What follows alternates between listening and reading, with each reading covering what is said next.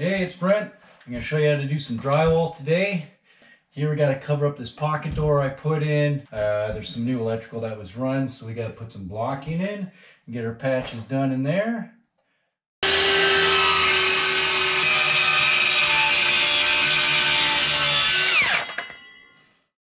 This hole here's not too bad. I can hit the top, and I got the stud here I can hit.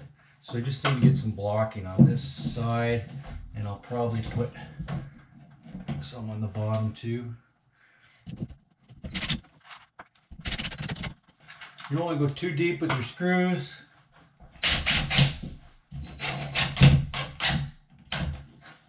Just enough so they're set in.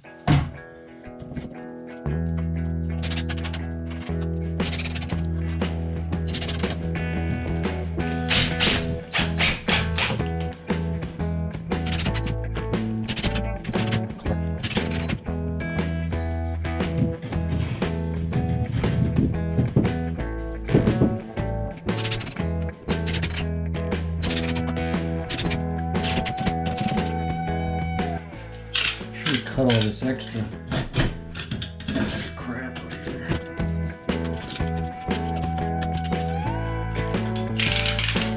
I got to take these receptacles out to get the drywall in. These sit on the face. So what I do is I'm going to take them out very carefully.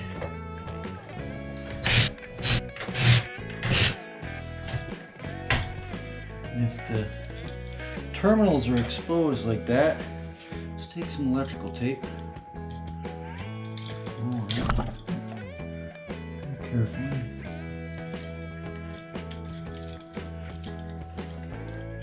Tape those up. Then you're not going to get zapped. You're not going to short anything out if it touches the box. It's just a little safer. Just a little bit safer. Ugh. That or shut the power off. It's up to you.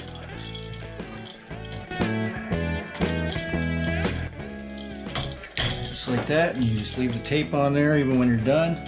So if you ever have to get in there, use that. Hit these guys. And stick them like that. Then when we put our drywall on, they're out of our way. Okay, time to get this drywall cut.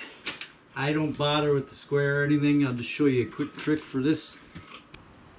I don't like to do the math, so I need 34 inches, so I'm just going to take my knife, put it at 34, take this guy here, and then I travel along this way, just like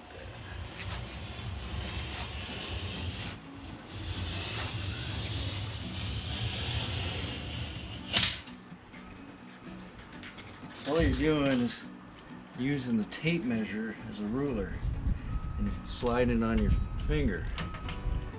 Great way to do it. The next step, you gotta break this. I usually just, if it's just one sheet and you got room, just set it on the ground. Cut it up. Cut the cutting.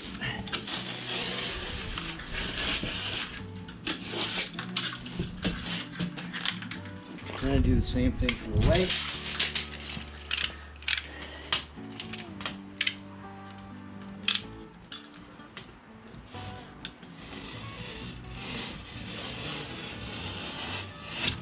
A little bit off, but I have about an inch extra for the height, so it's okay.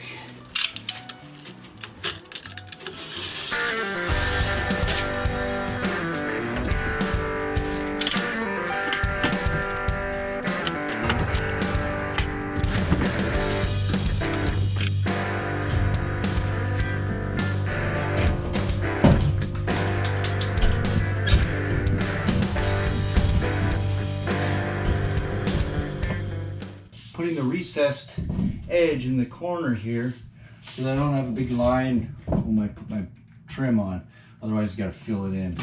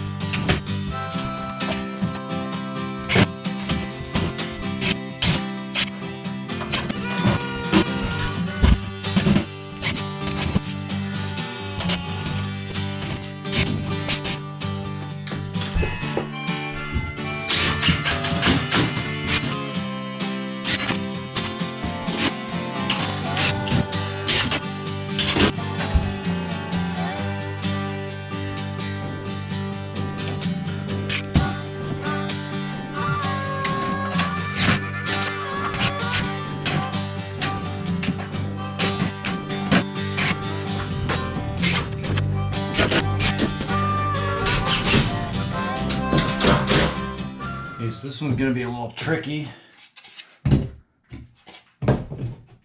What I do, again, I try not to do too much math, because that's when you screw things up, even when you're good at math. That's there. And then I mark. So that one's just going to break if I cut it out, so I'm not going to worry too much about it. So that there. And these little.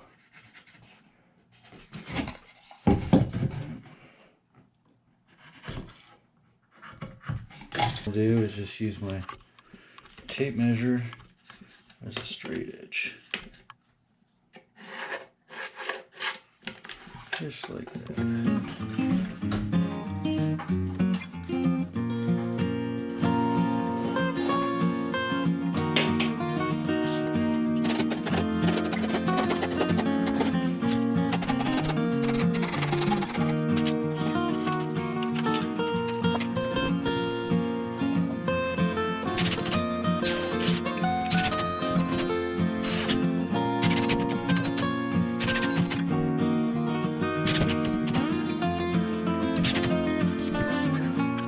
So for this guy, we're going to do a Newfie patch or California patch or whatever you want to call it, hot patch. There's some blocking I could screw it in, but this way I can just show you how to do it. You don't have to mess around with the tape or anything. Where'd my knife go? So you want to do is clean off some of this loose stuff. Good. Take a scrap of drywall. You just want to kind of have a little bigger, inch or so on each side, like that. All right, and same thing, top and bottom. You don't have to be perfect. Now flip it over. You want to just cut it just a little bit smaller. Now carefully peel this off. So you leave the paper, the front paper on, and take the back paper off. Same here. Nice and easy. Just like that. And do the same this way. Again, just get it close.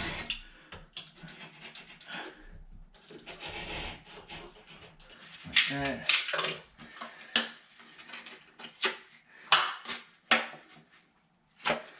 That. Okay, it's pretty close. Oops, I keep it in the light. It's pretty close. Just cut a little bit out of here so it'll fit. It'll kind of snug. Okay, make sure it's sitting nice and flat, and should be good to go. We'll leave that for the taper. And if you're taping, we'll leave it for when you're ready to start taping. Pretty simple. That's it for the boarding. Make sure everything's good and solid. Lots of screws. Try and keep everything as flush as possible. It's just going to save you time when you get to the taping part. The next thing we're going to do is start taping this stuff. So check back soon. Thanks.